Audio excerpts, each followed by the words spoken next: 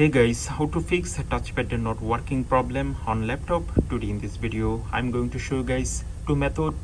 I hope by using this method your problem will be solved. So let's see. Method 1, you press on this button. Okay, if you press on, the touchpad will be disabled. So again press on this. Now I have enabled the touchpad. Okay, you see that touchpad is working. Method 2,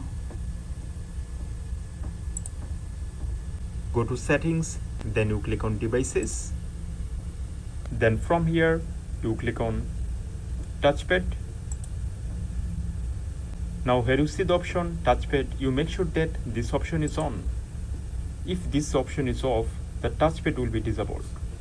So you turn on this option. That's for today guys. I hope by using this method your problem will be solved. Thank you.